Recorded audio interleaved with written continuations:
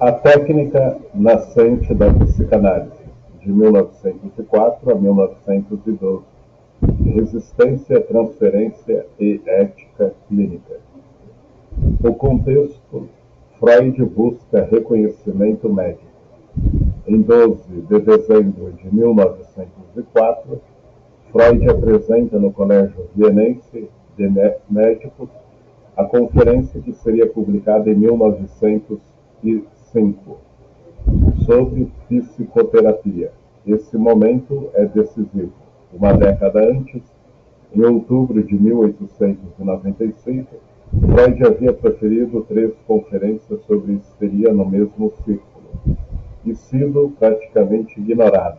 Em 1896, na Associação de Psiquiatria e Neurologia de Viena, foi ainda pior: mal escutado, ridicularizado. Agora, em 1904, ele retorna não mais como discípulo marginal de Breuer ou Charcot, mas como fundador de um método próprio. Mas o que está em jogo ali? Não apenas defender uma técnica, mas separar definitivamente psicanálise, sugestão hipnótica, Bernheim, escola de Nancy, hipnose, Charcot, mas já abandonada por Freud, psicoterapia por imposição moral ou consolo superficial. Freud percebe que o verdadeiro obstáculo não é apenas científico, é epistemológico e institucional. A medicina da época queria rapidez, eficácia mensurável, resultados visíveis, sintomas eliminados por sugestão ou medicação. Freud propõe o oposto: transformação estrutural, lenta, profunda, que exige do paciente e do analista um trabalho longo contra resistências internas. Ele sabe que isso é inaceitável para a instituição médica vienense. Por isso, na conferência de 1904, ele defende a psicoterapia como antiga, expectativa crédula desde a medicina primitiva, e inevitável. Todo médico faz sugestão inadvertidamente, mas logo vira o jogo. A sugestão é superficial, per via de Porre, acréscimo como pintura de Da Vinci. Análise é profunda, per via de Levário, remoção como escultura. Essa metáfora não é só poética, é uma declaração de guerra epistemológica. Freud está dizendo: minha técnica não adiciona nada de fora, ela retira obstáculos internos, por isso é mais radical e mais lenta. A descoberta da resistência: o verdadeiro inimigo não é o sintoma, é o paciente. Entre 1904 e 1905, Freud já entende que o maior entrave não é a doença em si, mas a resistência do paciente à cura. No texto de 1904, o método psicanalítico freudiano: amnésias não são falhas de memória, são recalque ativo, motivado por desprazer. Ocorrências involuntárias são deformadas pela resistência. Quanto maior a resistência, maior a deformação. A interpretação é uma arte para desfazer essas deformações e acessar o recalcado. Em 1905, sobre psicoterapia: resistência revela que o paciente se agarra à doença. Compromisso defensivo, hipnose, sugestão mascaram essa resistência. Sucessos passageiros. A análise revela o jogo de forças psíquicas. O paciente é avesso à cura porque o sintoma protege contra algo pior, conflito pulsional intolerável. Essa virada é crucial. O obstáculo deixa de ser externo, trauma isolado, e passa a ser interno e dinâmico. A técnica nasce aí. Não forçar a lembrança, mas trabalhar com a resistência via associação livre. Transferência de obstáculo à aliada, 1910 a 1912. A resistência ganha nome próprio na transferência. Freud percebe, já no caso Dora, escrito em 1901, publicado em 1905, que o paciente repete no analista figuras do passado, pai, mãe, amantes. Inicialmente vê isso como resistência. Paciente se apaixona ou odeia o analista para fugir do material recalcado. Mas, em Dinâmica da Transferência, de 1912, transferência não é só obstáculo, é via régia para o inconsciente.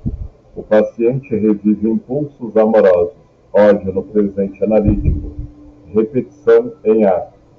Resistência de transferência é a mais difícil e a mais valiosa.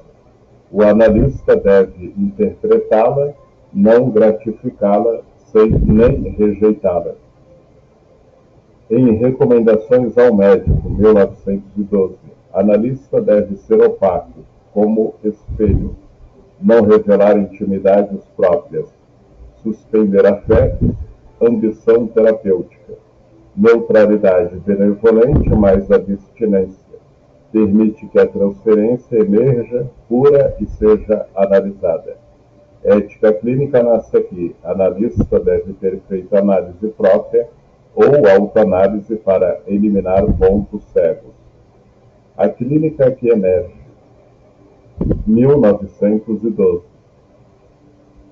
Freud não fala explicitamente de ética, mas a impõe na técnica. Suspender compaixão excessiva e ambição de cura rápida, atitude cirúrgica. Não educar nem sublimar forçadamente o paciente. Tolerar a fraqueza, contentar-se com restabelecer capacidade de realizar e gozar. Analista deve superar mescla lascívia, recato, especialmente no manejo do sexual. Essa ética é não impositiva. O analista não sabe o que é bom para o paciente. Apenas facilita o desenvolvimento do desejo recalcado. Síntese. O que Freud conquista de 1904 a 1912. 1904 a 1905. Separação da sugestão e hipnose, psicanálise como remoção de resistência. 1910. Crítica à psicanálise selvagem. Institucionalização, fundação da IPV. 1912. Regras técnicas clássicas. Neutralidade, atenção equiflutuante, manejo da transferência, resistência. Freud transforma a psicanálise de terapia de sintoma em clínica do sujeito desejante, onde o analista não cura, mas permite que o paciente se cure de si mesmo. Próximo passo, 1913 a 1920. Recordar, repetir, elaborar. Fim da análise. Pulsão de morte.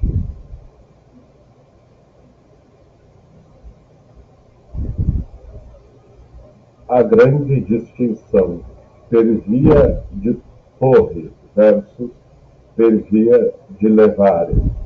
Freud utiliza uma metáfora célebre, emprestada diretamente de Leonardo da Vinci, para marcar a ruptura epistemológica e técnica entre a psicoterapia sugestiva, hipnose, sugestão direta e a psicanálise nascente. No texto sobre psicoterapia, Freud escreve: na verdade, o maior contraste possível entre a técnica sugestiva e a analítica. O mesmo contraste que, em relação às artes plásticas, o grande Leonardo da Vinci resumiu nas fórmulas per via de Porre e per via de Levare. A pintura diz: Leonardo trabalha per via de Porre, pois deposita sobre a tela em color partículas coloridas que antes não existiam. A escultura, ao contrário, procede per via de Levare, pois retira do bloco de pedra tudo aquilo que oculta a superfície da estátua dele contida. De modo muito semelhante, meus senhores, a técnica sugestiva tenta fazer efeito per via de porre. Ela não se preocupa com a origem, a força e a importância dos sintomas da doença, mas aplica algo, a sugestão, da qual espera que seja forte o suficiente para impedir a ideia patogênica de se expressar. A terapia analítica, por sua vez, não quer aplicar nada, não quer introduzir algo novo, mas quer tirar, extrair, e para esse fim, ocupa-se da gênese dos sintomas da doença e do contexto psíquico da ideia patogênica, cuja eliminação é o seu objetivo. Essa distinção não é mera analogia estética, é o ato fundador da especificidade psicanalítica. Primeiro, per via de porre, a via da adição, sugestão e hipnose. A sugestão opera por acréscimo externo, impõe uma representação nova ou reforçada. Você não sente mais dor. Isso não tem importância. Você está curado. Durma e esqueça o trauma. O terapeuta adiciona algo ao psiquismo do paciente. Uma ideia, uma proibição, uma crença tranquilizadora.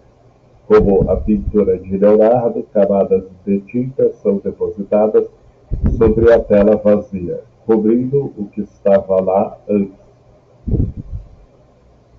O sintoma é suprimido superficialmente, mas sua raiz, conflito inconsciente, recalcamento, permanece intacta. Resultado, alívio temporário. Quando a sugestão enfraquece, o sintoma retorna ou surge um substituto.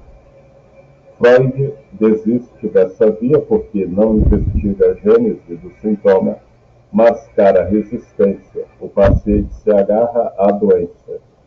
Depende da força da sugestão e da hipnotizabilidade, não da verdade interna do sujeito. Per via de levare, a via da subtração, psicanálise. A psicanálise opera por remoção, retira defesas, resistências que protegem o recalcado, retira camadas de recalcamento que encobrem o conflito, retira deformações simbólicas que distorcem as ocorrências involuntárias, extrai o que oculta o desejo inconsciente. Como a escultura de Michelangelo ou Leonardo, o artista não adiciona matéria, ele remove o supérfluo para revelar a forma já contida no bloco de mármore. O analista não impõe uma verdade de fora, ele remove obstáculos para que o sujeito possa encontrar a sua própria verdade. Aqui nasce a técnica analítica propriamente dita. Associação livre. O paciente fala sem censura. Material recalcado emerge deformado. Interpretação. Arte de desfazer as deformações impostas pela resistência. Transferência. Repetição do conflito no analista. Oportunidade de removê-lo no vivo. Resistência não é inimigo a ser vencida à força. É o guia do processo. Quanto mais forte, mais indica o caminho ao recalcado. Implicações profundas para a clínica. Essa distinção define a ética e a ontologia da psicanálise. Não há imposição moral ou pedagógica, não adicionar valores ou sublimações forçadas. O analista não sabe o que é bom para o paciente, apenas facilita o desvelamento. A cura não é adição de saúde, mas subtração de sofrimento desnecessário. Remoção de entrave ao desejo, neutralidade benevolente, opacidade do analista, é condição para que a subtração funcione. O analista não enche o espaço com sua própria imagem. Freud abandona a sugestão porque ela encobre o conflito. A análise o revela e o elabora.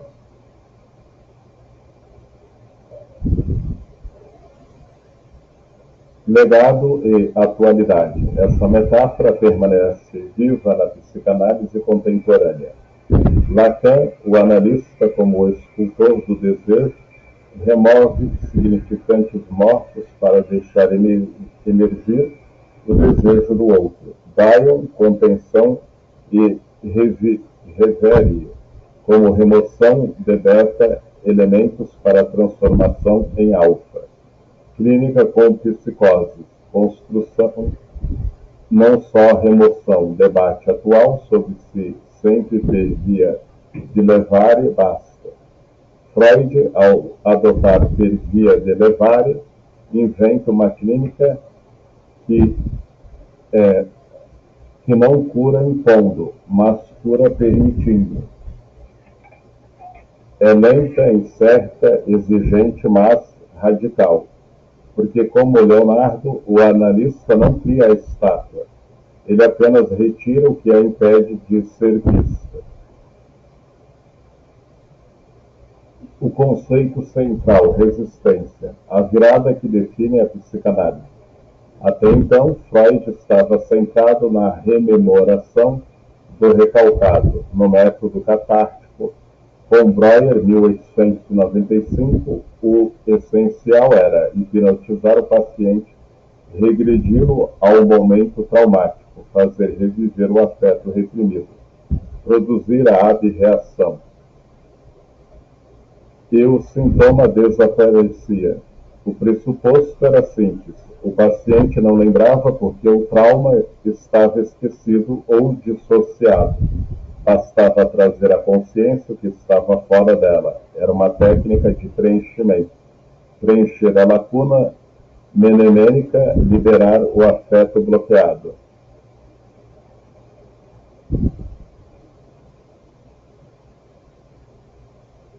Mas, em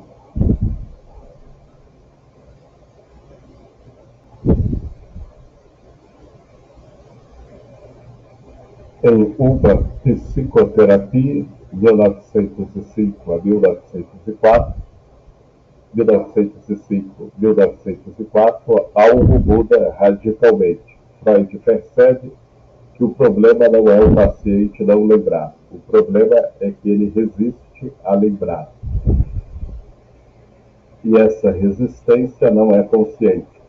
Ela não é preguiça, nem falta de vontade, nem distração. Ela é estruturante, faz parte do funcionamento mesmo do psiquismo neurótico. Freud afirma algo revolucionário.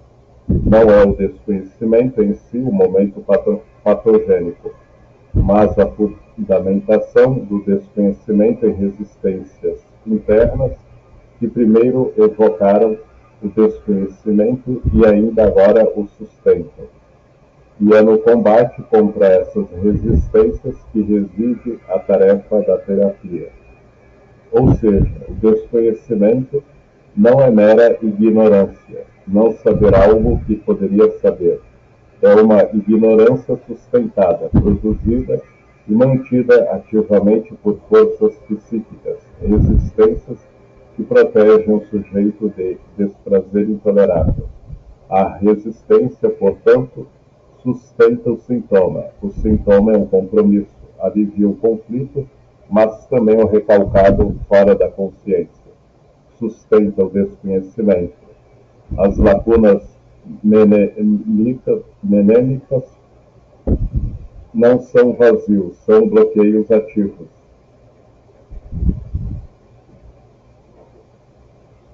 Sustentam o recalque. O recalque não é um evento passado, é um processo contínuo, renovado a cada tentativa de aproximação do recalcado. Essa descoberta desloca toda a técnica. Não basta informar o paciente, você foi abusado na infância. Não basta interpretar prematuramente, isso é desejo pela mãe. Não basta revelar o inconsciente de forma direta ou abrupta. Se o analista joga o recalcado na cara do paciente sem preparação, o que acontece? A resistência se intensifica. O conflito interno aumenta. O sofrimento pode piorar. Como Freud compara em outro texto, de 1910, é como distribuir cardápios para famintos. A informação está lá, mas não alimenta. Aqui nasce a essência da técnica analítica freudiana. Primeiro, trabalhar com a resistência, não contra ela. A resistência não é inimiga a ser vencida à força. Ela é o guia, indica onde está o material mais importante. Quanto mais forte a resistência, mais valioso o que ela protege. Segundo, preparação gradual. O paciente deve se aproximar do recalcado por si mesmo, via associação livre. O analista interpreta só quando o material já está próximo da consciência, pronto para ser tolerado.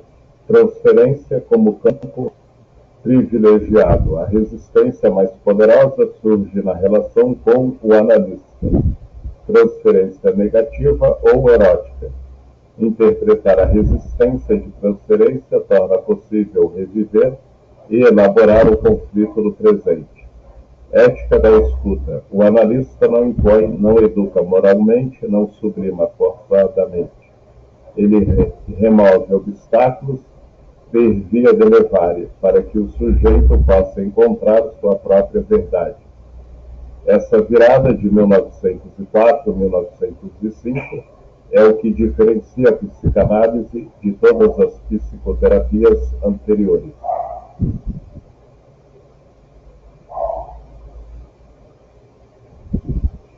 Não cura adicionando conhecimento ou sugestão, cura subtraindo resistências para que o desejo recalcado possa se expressar de forma menos sintomática.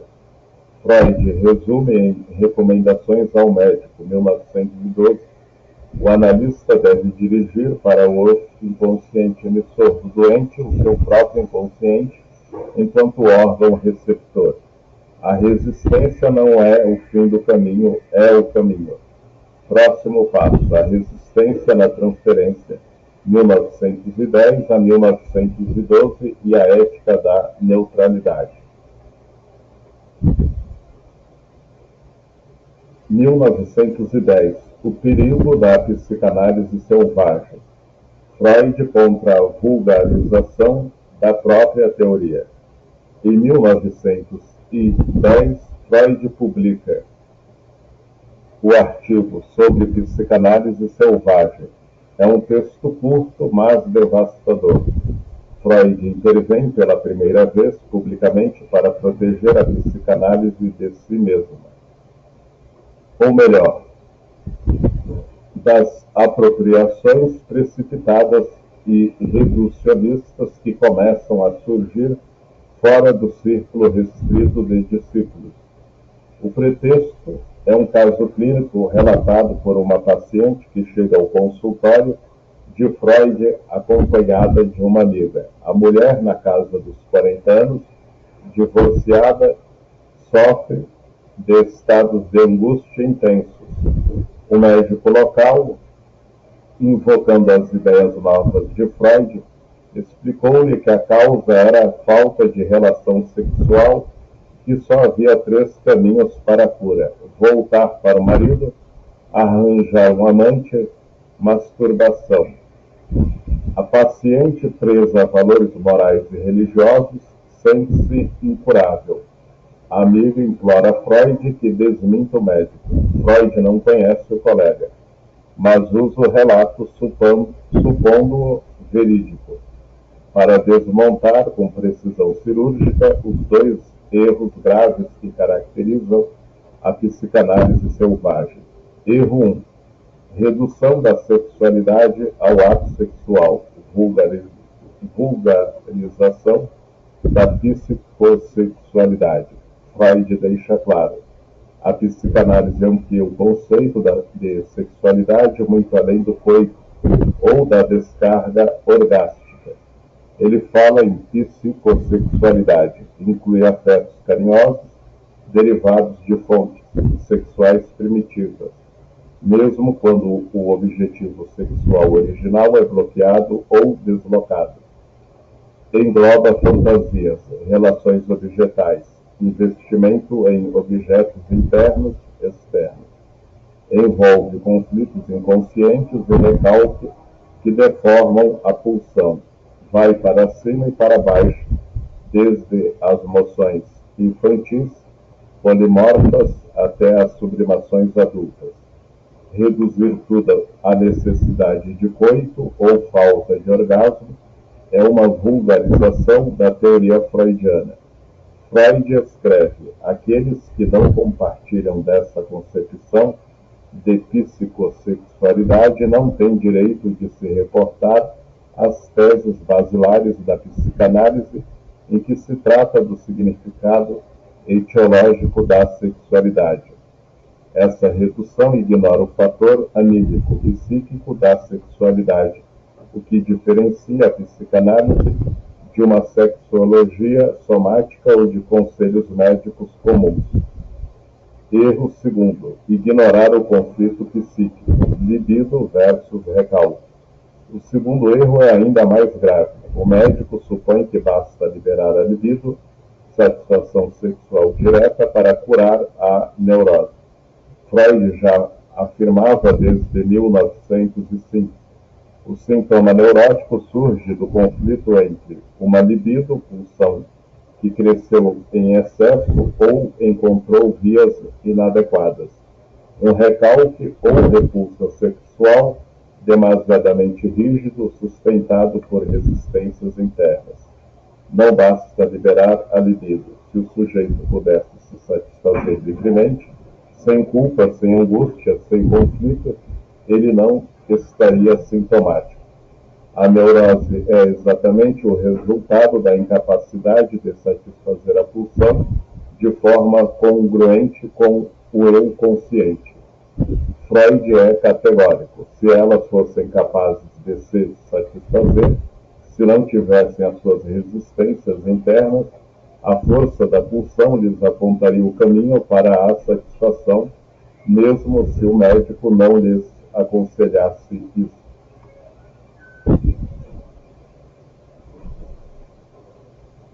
Dar conselhos diretos. Arranje um amante. Ignora as resistências internas que impedem a satisfação, medo, culpa, moral, recalque, a transferência e a repetição que precisam ser trabalhadas na análise, a necessidade de elaboração gradual do conflito. Pior, comunicação abrupta do segredo inconsciente sem preparação intensifica o conflito e pode piorar o sofrimento, como dar cardápios a famintos. Consequências e resposta institucional. Freud não se contenta em criticar o caso isolado. Ele diagnostica um perigo maior, a difusão descontrolada da psicanálise para além do ciclo de formação. Médicos, leigos e entusiastas começam a usar fragmentos da teoria, especialmente o papel da sexualidade de forma selvagem, sem técnica, sem manejo da resistência, sem transferência. Resposta prática. No mesmo ano, 1910, Freud funda a Internationale Psychoanalytische IPV, precursora da IPA. Os membros publicam seus nomes para se distinguir dos selvagens. É o primeiro esforço de institucionalização e regulamentação da prática analítica.